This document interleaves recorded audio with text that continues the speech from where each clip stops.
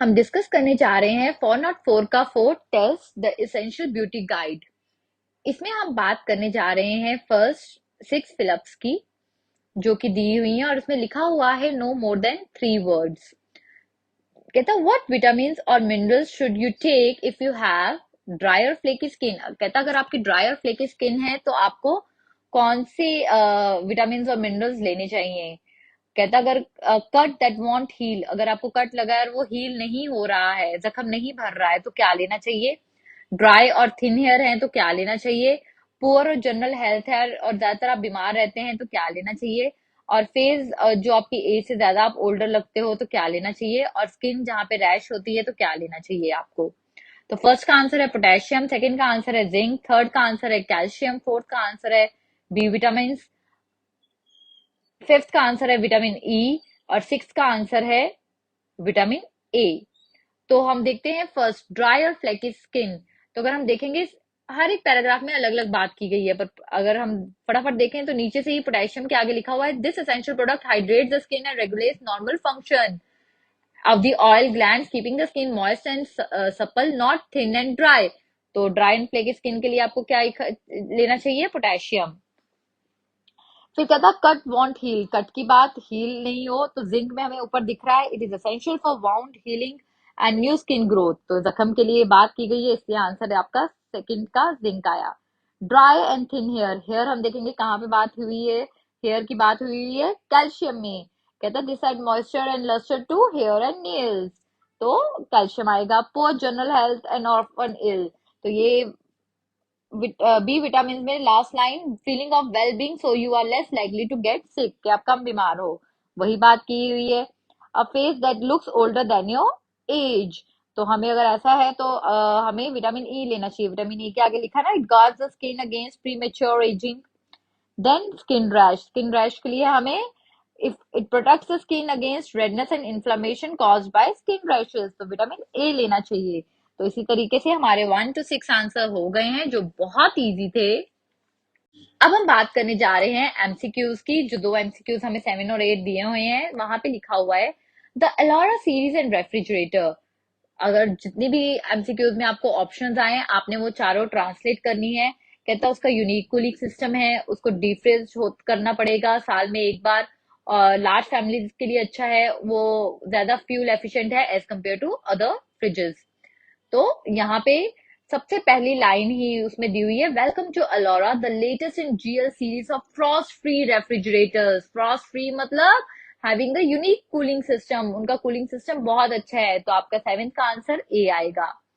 8, if your fridge breaks down 400 days after you bought it, अगर आपका fridge टूट जाता है 40 दिन के अंदर जब आपने इसको खरीदा है, तो will be able to have it fix at no charge, आप इसको फिक्स करवा लेना, कोई पैसे वापस नहीं देने।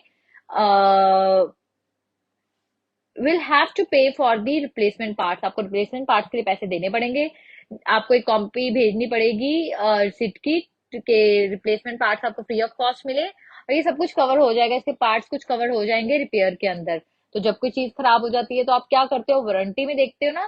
तो यहाँ पे वारंटी में उन्होंने क्या दिया हुआ है, all GL refrigerators come with 12 month warranty on parts and labour. तो पार्ट्स एंड लेबर में वारंटी के अंदर ही आते हैं। तो आंसर है D, may be covered for some of the repair, तो कुछ रिपेयर हो सकती हैं। क्लियर। 9 to 13, 9 to 13 अब वो कहता है कि रेफ्रिजरेटर का आपको यहाँ पे दिया हुआ है और आपने बताना है कि कौन सी जगह पे क्या है, ABCDEFGH में। तो आपको जो ऑप्शन दी हुई है वो दी हुई है 5, और यहाँ पे ABCD आपका ज्यादा लिखा हुआ है, तो कौन सी जगह पे क्या चीज है आपने वो बताना है। तो यहाँ पे champagne for the party, party के लिए शैंपेन यहाँ पे रखी जाती है।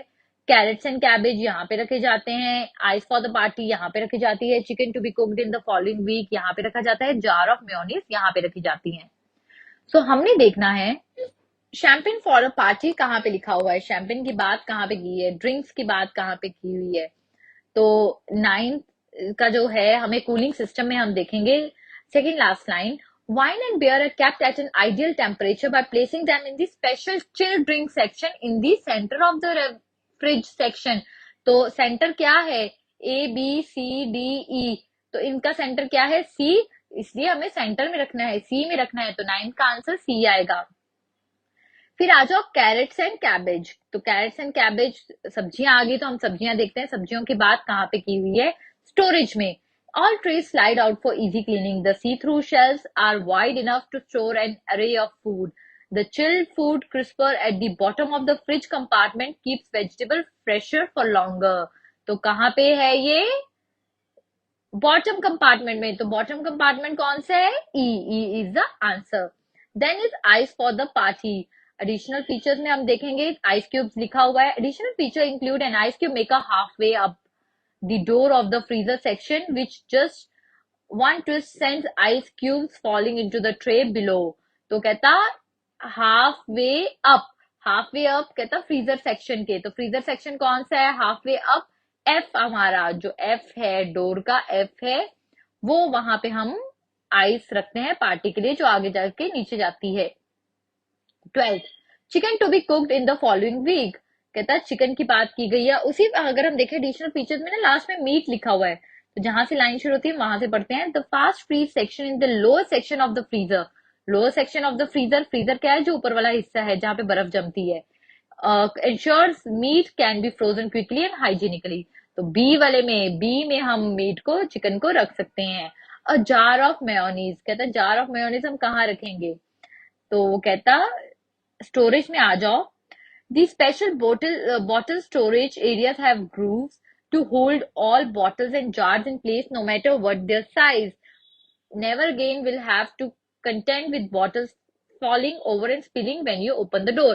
कहता है जब आप डोर खोलो तो डोर में ना आजकल आपको वो ग्रूव्स दिए हुए हैं, मतलब साइडों पे, कि बॉटल्स को होल्ड कर सकते हैं तो वो गिरेंगी नहीं। तो कहता है टेंशन ना लो। तो क्या आएगा? H answer. क्योंकि डोर पे तो एच पे ही आएगा ना। उन्होंने वो स्लाइड्स बनाई हुई हैं, लाइंस बनाई हुई हैं कि आप, वो आपका चीजें गिरे ना। ठीक है। And इसी के साथ हमारे 7 to 13 क्वेश्चन भी हो गए हैं, जो कि बहुत इजी थे। अब हम आगे चलते हैं। नेक्स्ट हमारा टॉपिक है how to complete your time sheet. 14 to 20 answers, no more than 2 words. 14 का आंसर है मंडे लंच टाइम। 15 का आंसर है ब्रेक। 16 का आंसर है सेव। 17 का आंसर है इंटरनेट। 18 का आंसर है टेक्स्ट।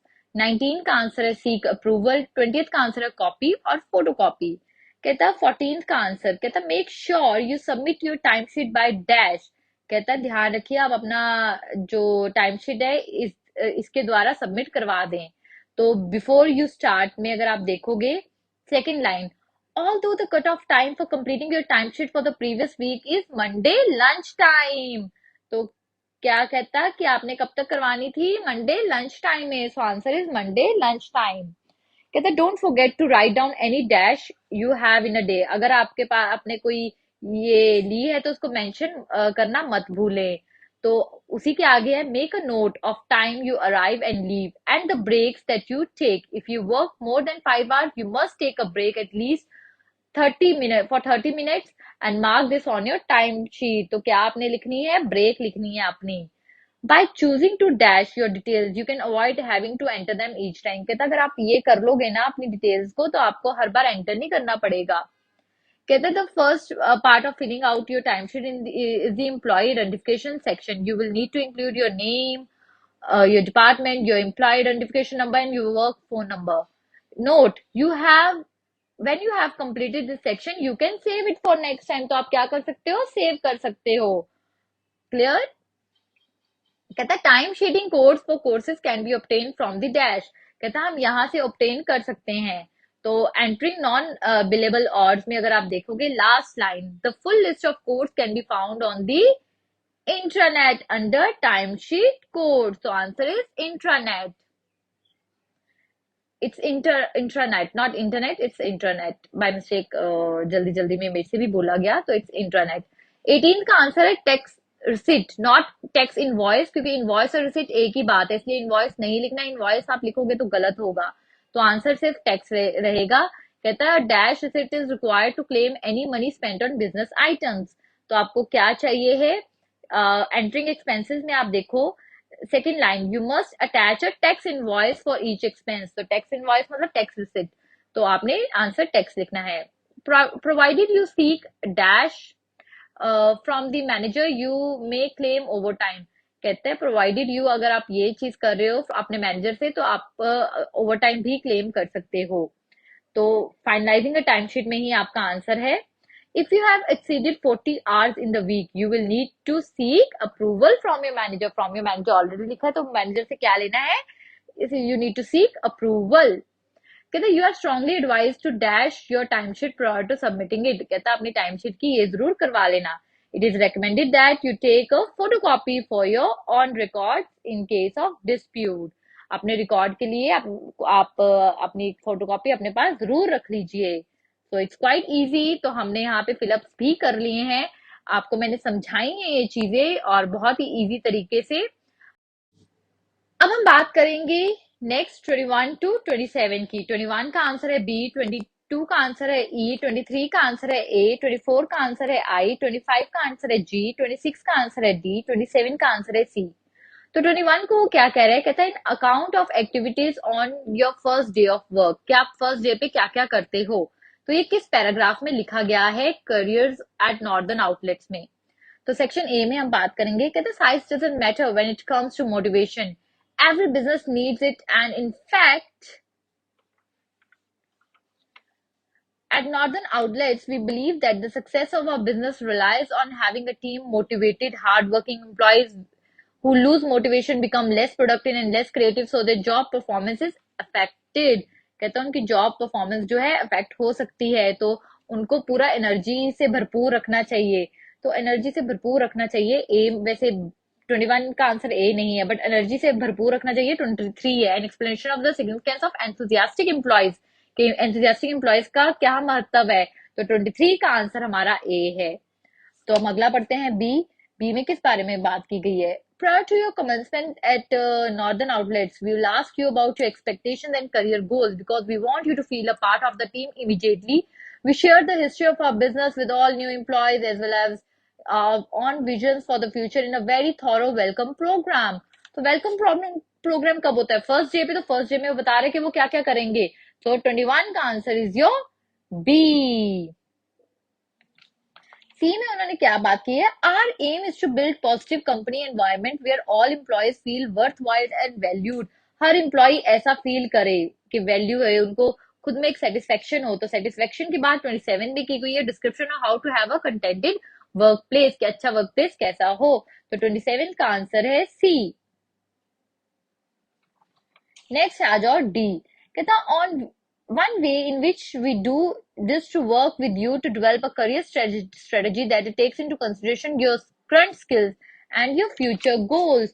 तो इस बारे में वो क्या बात कर रहे हैं कि वर्कर्स को बता रहा है कि जॉब ग्रोथ प्लान्स के बारे में असिस्ट किया जा रहा है, क्या कारण है, क्यों असिस्ट किया जा रहा है, देयर आर रीजंस।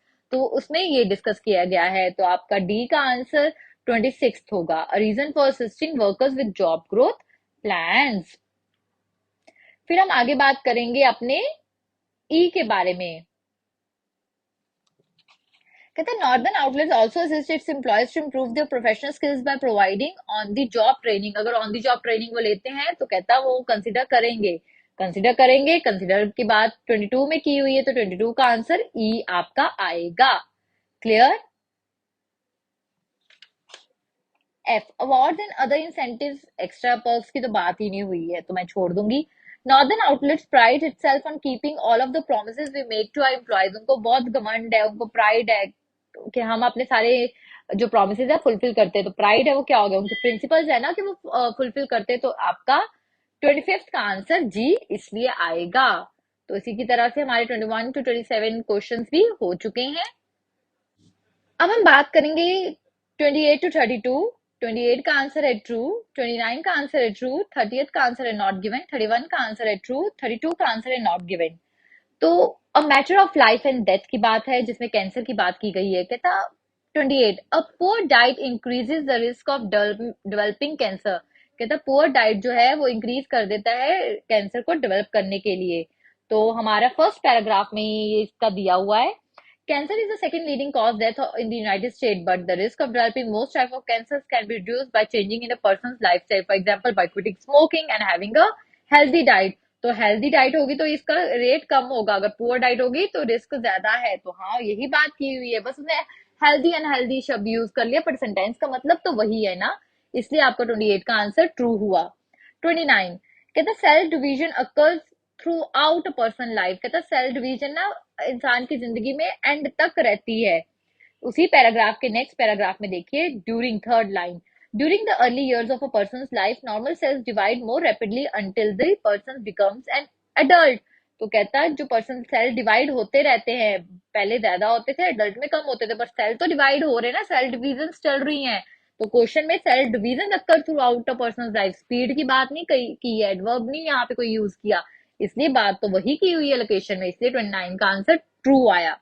30th की बात नहीं की तो will not discuss. 31, blood can carry cancer cells through to other parts of the body. कहता ब्लड जो है कैंसर सेल्स को कैरी कर सकती है दूसरे बॉडी पार्ट्स में। तो उसी पैराग्राफ में अगर हम देखें तो कैंसर सेल नीचे से 5वीं line, cancer cells can also break away from a malignant tumor and enter the bloodstream or lymphatic system, the tissue and organs that produce, store and carry white blood cells that fight infection and other disease। Blood stream क्या होती है, जहां से blood carry होता है तो blood stream के through वो कहता है अदर पार्ट्स पे भी लेके जाता है, तो बिल्कुल सही बात बोली।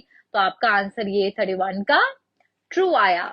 नेक्स्ट हम बात करेंगे, कहता नो मोर देन 3 वर्ड्स। कहता कैंसर, उसके रिस्क फैक्टर क्या है, कैसे हो सकता है, क्या क्या चीजों से, उसके सिम्टम्स क्या है, ट्रीटमेंट ऑप्शंस क्या है।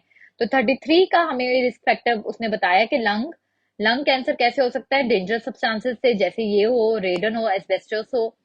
तो हमने लोकेशन पे गए, थर्ड पैराग्राफ कहता there are many different types of cancers, two of the most common being lung cancer and skin cancer और melanoma.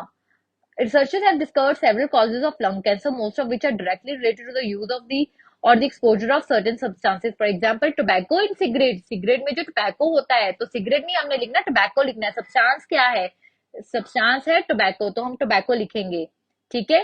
cigars and pipe contains harmful carcinogens, carcinogens लिखेंगे। तो ये दोनों जो हैं ये खतरनाक हैं, तो 33 में हम इन दोनों में से कुछ भी लिख सकते हैं, ठीक है।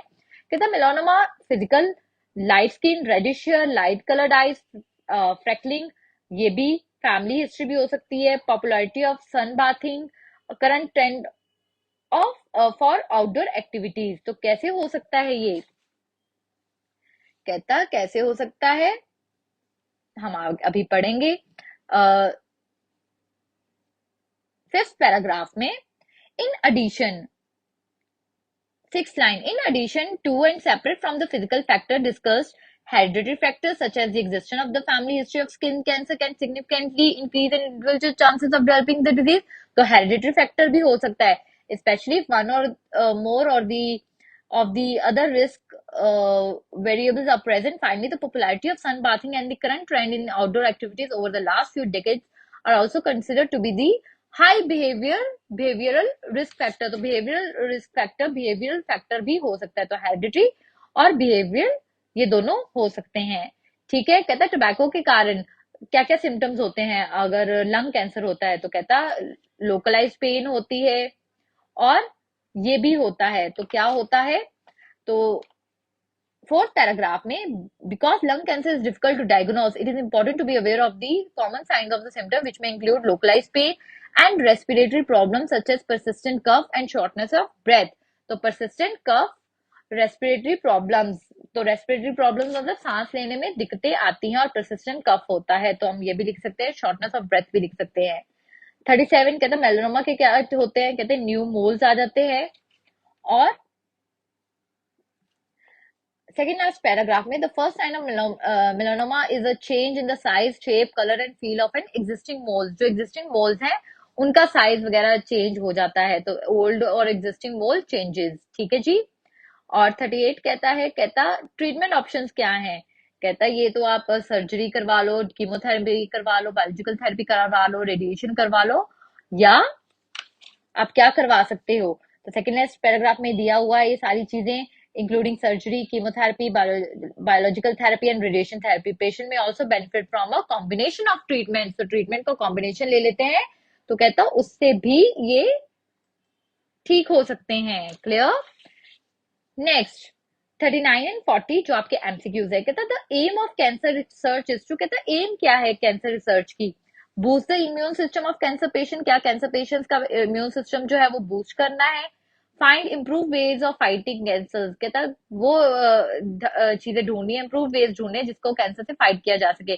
Create treatment for melanoma and lung cancer in Australia and internationally, कहता है ट्रीटमेंट क्रिएट करना है किसके लिए, मेलानोमास के लिए ऑस्ट्रेलिया और internationally. Develop a vaccine for individual patients, कहता है इंडिविजुअल पेशेंट्स के लिए वैक्सीन डेवलप करनी है। तो आंसर हमारा आएगा 39 का लास्ट पैराग्राफ में। Through research doctors are exploring new and possibly more effective ways to treat cancer. A recent safety trial will test a new treatment strategy that aims to boost the body's immunity system to attack any remaining cancerous cells after surgical removal of a tumor. Under the trial, blood will be taken from each patient and processed in the lab to boost the dendritic cell and that exposed to the radiated tumor cells removed during surgery. तो अब इसमें वो क्या बात कर रहा है, कहता है वो वेज ढूंढ रहा है कि कैंसर से कैसे फाइट किया जा सके। क्लियर। कहता 40th the purpose of the text is to, कहता टेक्स्ट का पर्पस क्या है, inform doctors, warn people about lung and skin cancer, compare lung and skin cancer, discuss cancer. क्या वो डॉक्टर्स को इन्फॉर्म कर रहा है? नहीं। हाँ मैं रीडर, वो लोगों को वार्न कर रहा है कि हाय लंग कैंसर और स्किन कैंसर ये होता है? नहीं। कंपेयर कर रहा है लंग एंड स्किन कैंसर को? नहीं। कैंसर को डिस्कस कर रहा है, कैंसर को बता रहा है। तो आंसर हमारा डी आया। तो इसी तरह ये हमारी द एसेंशियल ब्यूटी गाइड की जो रीडिंग है 404 का टेस्ट 4 हमने डिस्कस किया, इसकी मास्टर कॉपी डिस्कस की। अगर आपको कोई भी प्रॉब्लम आ रही है तो आप कमेंट सेक्शन में हमें बता सकते हैं। Thank you.